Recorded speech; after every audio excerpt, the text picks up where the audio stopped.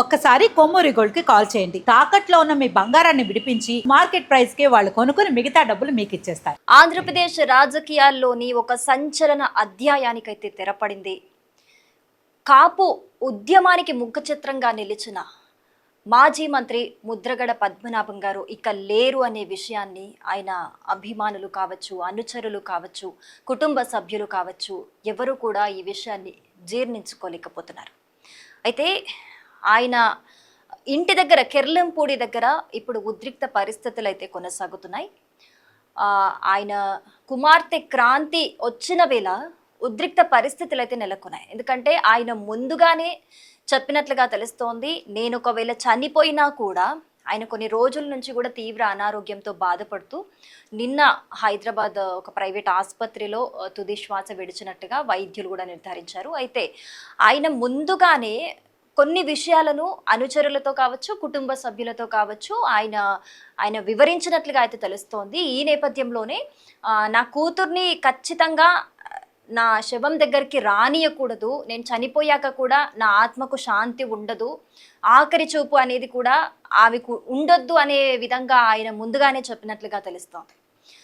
So ఈ నేపథ్యంలోనే ఉదయం 7:55 క్రాంతి పత్తిపాడు నుంచి క్రాంతి గారు కెర్లంపూడి వస్తున్నారు. సో మార్గం మధ్యలోనే పోలీసులు ఆవిడ వాహనాన్ని అడ్డుకున్నట్లుగా మనకు తెలుస్తోంది.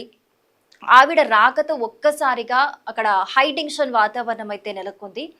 సో ససేమిరా ఒప్పుకోలేదు ఎవ్వరూ కూడా, ఇటు అనుచరులు కావచ్చు, కుటుంబ సభ్యులు కావచ్చు, ఎవరు కూడా క్రాంతిని ముద్రగడని చూడటానికి, అంటే ఆఖరి చూపు కూడా నోచుకోకూడదు అన్న ఒక ఉద్దేశంతో, ఆయన ముందుగానే చెప్పిన ఒక ఉద్దేశంతోనే ఎవరు కూడా అక్కడికి అనుమతించలేదు. కానీ ఆవిడ ఫైట్ చేస్తూనే ఉన్నారు, నా తండ్రి అని చెప్పేసి. సో దానికి సంబంధించిన విజువల్ గురించి మనం ఫస్ట్ మాట్లాడుకుందాము.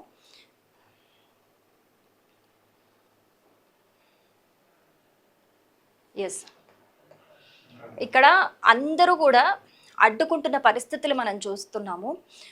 ఇక్కడ గిరిగారు కూడా ఉన్నారు, ఆవిడ సోదరులు. సో వాళ్ళు పట్టుకొని ఏడుస్తున్న సిచ్యువేషన్ మనకు కనిపిస్తుంది. కానీ ఇక్కడ పోలీసులు అందరూ కూడా ఆవిడ్ని పట్టుకొని ఆపుతున్న సిచ్యువేషన్ అయితే మనకి ఇక్కడ క్లియర్గా ఈ విజువల్లో అయితే కనిపిస్తుంది.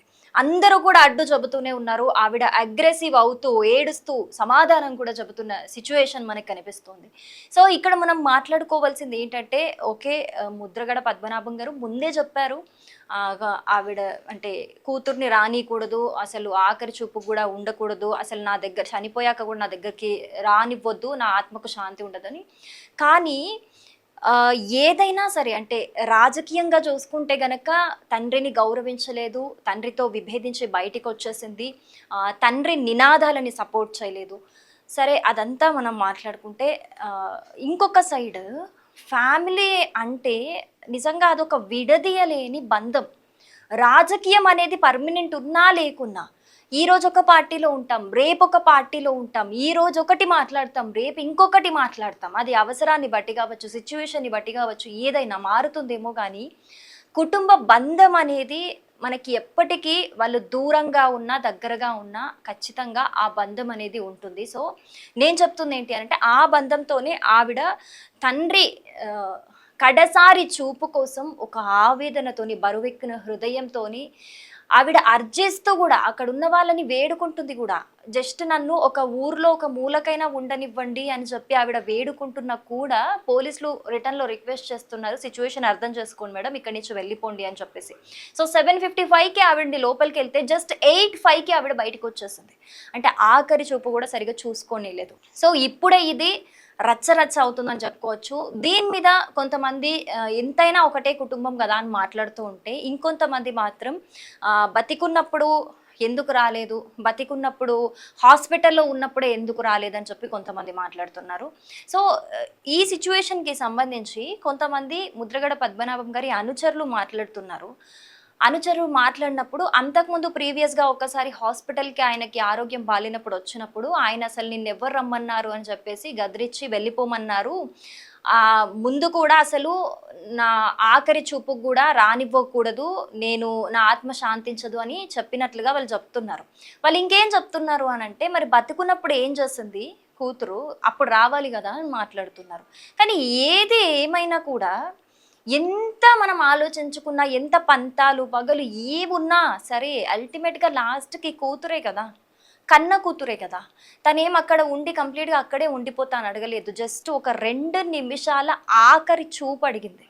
2 నిమిషాల ఆఖరి చూపుకు కూడా ఆయన కడుపున పుట్టినందుకు నోచుకోలేదా తను? 2 నిమిషాల చూపే కదా, అలో చేస్తే అయిపోతుంది కదా. కానీ ఇక్కడైతే నిజంగా కొంతమంది ఈ విజువల్స్ చూసి కూడా కంటతడి పెడుతున్న సిచ్యువేషన్ మనకి కనిపిస్తూ ఉంది. చాలా బలవంతంగా, చాలా ర్యాష్గా ఆవిడ్ని తీసుకెళ్ళిపోవడం జరిగిందనమాట. బట్ దీన్ని కొంతమంది వ్యతిరేకిస్తున్నారు, కొంతమంది సమర్థిస్తున్నారు. బట్ ఏది ఏమైనా సరే ఎండ్ ఆఫ్ ది డే మనం చూసుకుంటే అల్టిమేట్గా కన్న కూతురే కదా, చూయించవచ్చు కదా. అలాగే మనకి ఏవైతే 5 రోజులకు ఒక కార్యక్రమం చేస్తాము, 12 రోజులకి పెద్ద కర్మ కార్యక్రమం చేస్తాము, ఇలాంటివేవి కూడా చేయకూడదు అని చెప్పేసి ఆయన ముందుగానే చెప్పినట్లుగా అనుచరులు చెప్తూ ఉన్నారు. అలాగే ఆయనను కాల్చొద్దు, పూడ్చి పెట్టమని ఆయన చెప్పినట్లుగా చెప్తూ ఉన్నారు. అందుకనే ఆయన ఇంటి పరిధిలోని కాంపౌండ్ దగ్గరే ఇక్కడ అంత్యక్రియలకి కూడా ఏర్పాట్లు జరుగుతున్నట్లుగా, అందుకే అక్కడ పూడ్చిపెట్టడానికి ఏర్పాట్లు చేస్తున్నట్లుగా కూడా వాళ్ళ అనుచరులు చెప్తూ ఉన్నారు. సో ఇంకొకటి, ఎప్పుడైనా సరే భర్త చనిపోతే భార్యకి ఒక ఘట్టం చేస్తూ ఉంటారు. అంటే బొట్టు చెరిపేయడం కావచ్చు, గాజులు తీసేయడం, ఇలాంటివి చేస్తూ ఉంటారు. సో అలాంటివి ఏవి కూడా చెయ్యకూడదు నా భార్యకి అని ముందుగానే ఆయన చెప్పినట్లుగా తెలుస్తుంది. సో ఈ నేపథ్యంలోనే అలాంటి కార్యక్రమం కూడా ఏది చేయట్లేదు అన్నట్లుగా మనకి తెలుస్తుంది.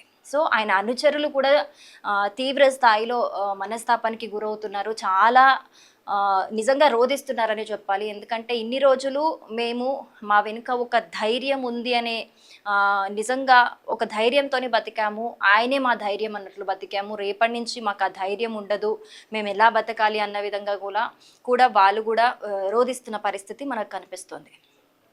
సో ఇటు డిప్యూటీ సీఎం పవన్ కళ్యాణ్ గారు కావచ్చు, ఏపీ సీఎం చంద్రబాబు నాయుడు గారు కావచ్చు, ఇద్దరు కూడా మాట్లాడుకొని అధికారికంగా అంత్యక్రియలు ఈ లాంఛనాలకి ఏర్పాట్లు కూడా చేయమన్నట్లుగా చెప్పినట్లుగా మనకు తెలుస్తుంది.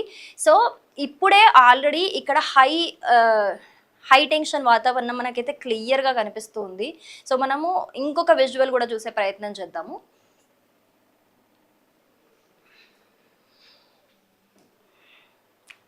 ఎస్, ఇక్కడ చూడొచ్చు, ఇక్కడ ఉన్నారు క్రాంతి గారు ఇక్కడ. సో ఇక్కడి నుంచి కూడా చూడనీయట్లేదు, ఇక్కడ ఆయన బాడీ ఉంది, అందరూ కూడా అడ్డుకుంటున్నారు, కంప్లీట్గా అందరూ అడ్డుకుంటున్నారు. ఎవ్వరు కూడా, ఆవిడ ఆల్మోస్ట్ అడుక్కుంటోంది, బెగ్ చేస్తోంది, ప్లీజ్ చూయించండి, చూసుకొని వెళ్ళిపోతాను, నేను ఉంటానని కూడా చెప్పట్లేదు, చూసుకొని వెళ్ళిపోతానని చెప్పి ఆల్మోస్ట్ ఒక ఆడపిల్ల బెగ్ చేస్తోంది. అయినా కూడా కనికరించని పరిస్థితి మనకి ఇక్కడ కనిపిస్తోంది. చూడండి, ఇక్కడ ఉన్నారు క్రాంతి గారు, వాళ్ళ సోదరుడు కూడా చెప్తూ ఉన్నారు, అయినా కూడా ఎవ్వరు వినని పరిస్థితి కనిపిస్తోంది అక్కడ. సో ఈ నేపథ్యంలోనే ఆల్రెడీ ఇప్పుడు ఒక హై టెన్షన్ వాతావరణం అయితే మనకి ఇక్కడ కనిపిస్తూ ఉంది.